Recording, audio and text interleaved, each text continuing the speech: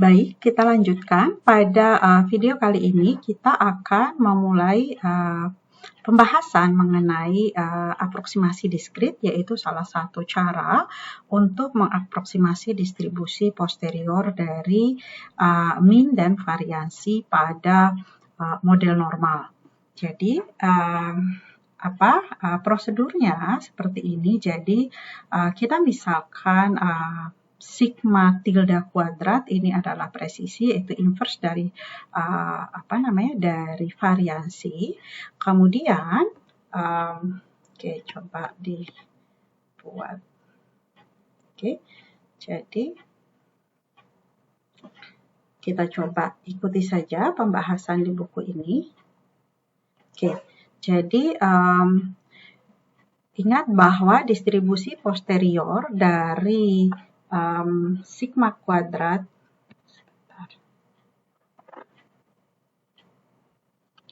jadi distribusi posterior dari, jadi ini tadi kita misalkan punya model, yaitu kita punya sampel, kita punya Y1, Y2, dan seterusnya sampai Yn.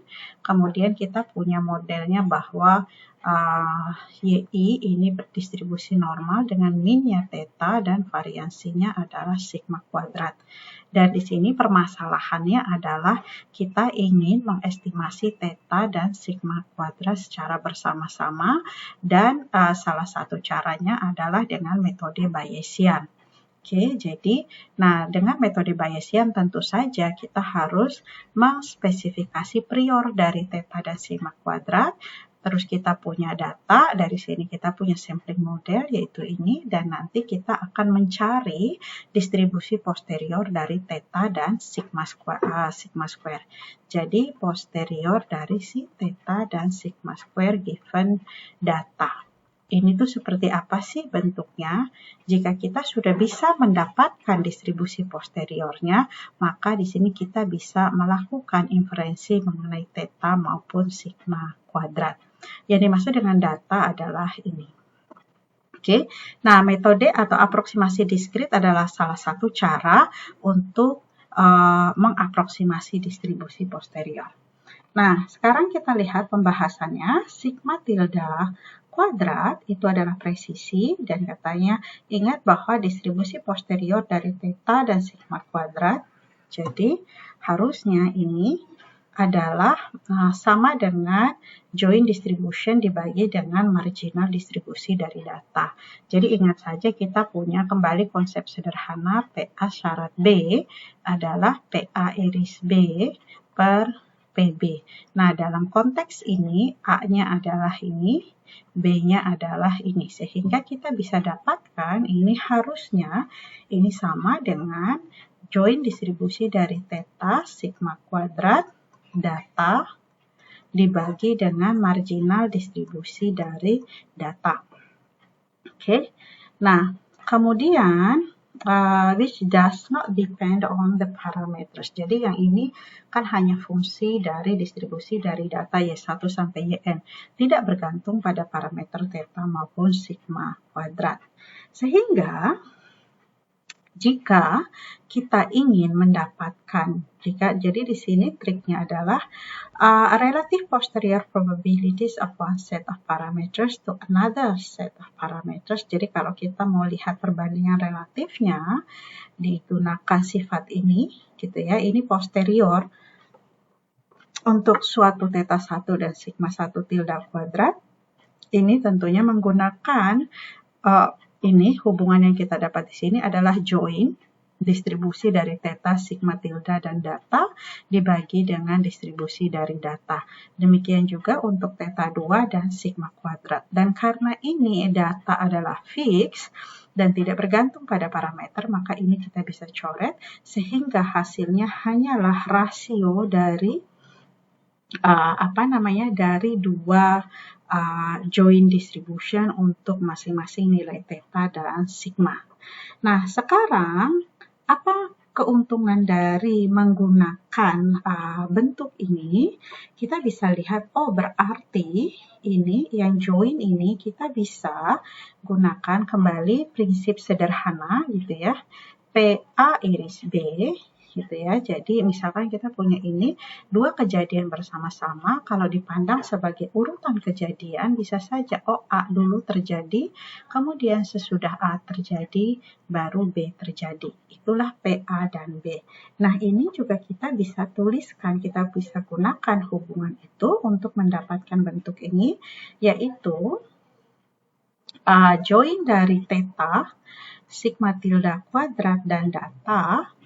Berarti di sini saya bisa dapatkan seandainya saya punya dugaan dulu mengenai theta dan sigma tilde kuadrat, itu yang ini yang berperan sebagai A, ini yang berperan sebagai B. Kalau kita analogikan dengan konsep sederhana dari peluang yang ada di sini, maka kita bisa dapatkan ini adalah P theta sigma tilde kuadrat dikalikan P data bersyarat theta dan sigma tilde kuadrat. Oke, dibalik boleh nggak? Boleh saja sih kalau kita mau punya ini adalah P data dikalikan P bersyarat data, kita punya P theta sigma tilde kuadrat, ini juga boleh, nggak apa-apa. Masalahnya apakah ini akan membawa kita ke solusi yang kita inginkan? Apa yang kita inginkan tadi kembali adalah mau melakukan inferensi mengenai theta dan sigma kuadrat. Hal ini bisa dilakukan jika kita tahu distribusi posteriornya. Dan dengan trik seperti ini, oh ternyata saya bisa nih bercerita mengenai distribusi posterior menggunakan trik ini. Oh, saya bisa lewat gunakan saja join-nya.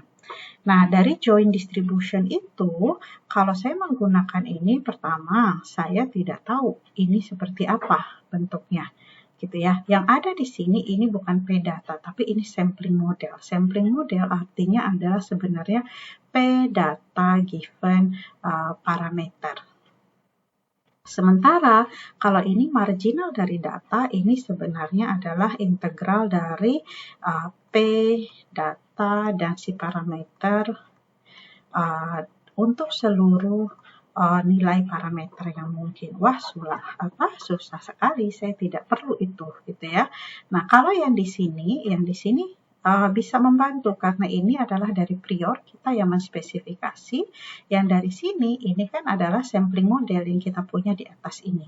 Makanya walaupun bisa bolak-balik tapi kita akan memilih bentuk yang pertama ini untuk modifikasi yang akan kita lakukan.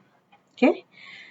Sehingga dari sini kita punya akhirnya jadi untuk yang P data bersyarat parameter ini adalah sampling model, itu karena tadi Y-nya masing-masing berdistribusi normal, IID, makanya kita punya perkalian dari distribusi normal untuk 1 sampai N, Y-nya Y1 sampai YN.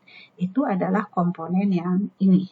Nah, kemudian untuk yang ini, P theta sigma kuadrat, di sini kita punya bahwa kita bisa gunakan hubungan P theta sigma tilde kuadrat adalah, kembali kita ulangi lagi hubungan yang di sini gitu ya. Jadi ini adalah P sigma tilde kuadrat, P theta bersyarat sigma tilde kuadrat.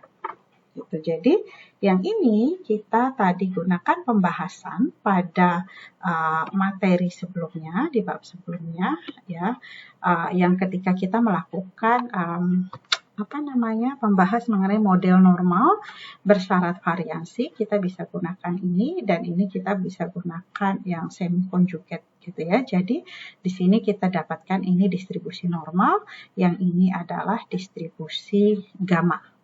Oke, jadi makanya di sini kita punya. Artinya kan ini kita tahu ya, yang ini kita tahu bahwa ini adalah distribusi gamma dengan parameter ini nu 0/2, nu 0 sigma 0 kuadrat per 2. Kemudian yang di sini ini kita tahu distribusi normal dengan parameter ini mu 0 dan tau 0. Kemudian yang ini mana dia? Ya, jadi ini adalah komponen yang pertama di sini. Kemudian yang ini dari sampling model.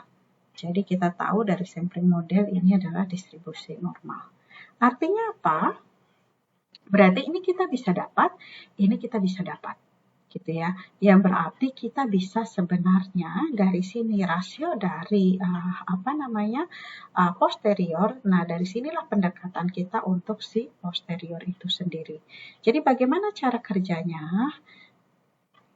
Jadi caranya adalah di sini adalah dengan mengkonstruksi distribusi posterior terhadap grid dari parameter. Jadi ini kita punya theta dan sigma square atau sigma tilde square. Jadi kita punya misalkan ini sumbu theta, ini kita punya sumbu sigma tilde square, kemudian kita bikin grid-gridnya gitu ya. Jadi kita bagi menjadi sekian bagian, misalkan rentang nilai yang memungkinkan untuk theta, kita bagilah itu menjadi 100 atau 1000 atau 10.000 bagian, interval yang sama, ini juga sama, kita bagi, jadi diskritisasi ibaratnya, kemudian untuk setiap kombinasi nilai theta dan nilai sigma square yang ada, kita bisa masukkan ke dalam bentuk fungsi ini untuk kita bisa mendapatkan pendekatan dari bentuk posteriornya. Oke, jadi di sini kita bisa dapatkan distribusi posterior dari theta K dan sigma kuadrat. Ini maksudnya theta K, sigma L ini yang untuk grid ya. Jadi ini kita 1, 2, 3, 4 dan seterusnya gitu ya. Jadi ini indeks ini si K, kemudian ini 1, 2, 3 dan seterusnya, ini indeksnya adalah L gitu ya. Jadi nilai-nilai dari distribusi posterior dari parameter tersebut untuk setiap titik yang diberikan pada grid ini, ya konsep sederhana saja sebenarnya, perbandingan relatif dari nilai ini per total nilai di seluruh area yang mestinya adalah 1, karena itu merupakan jumlahan dari probabilitas. Nah, contoh untuk melakukan aproksimasi dari distribusi posterior dengan metode diskrit pada R diberikan di sini, jadi tinggal di copy paste saja codes ini pada R, dan di sini kita bisa dapatkan bentuk visualisasinya. Jadi di sini menunjukkan bahwa ini adalah join distribusi join distribusi posterior dari theta dan sigma square, sementara ini adalah marginal posterior distribusi dari theta, ini marginal posterior distribusi dari sigma square dengan metode diskrit.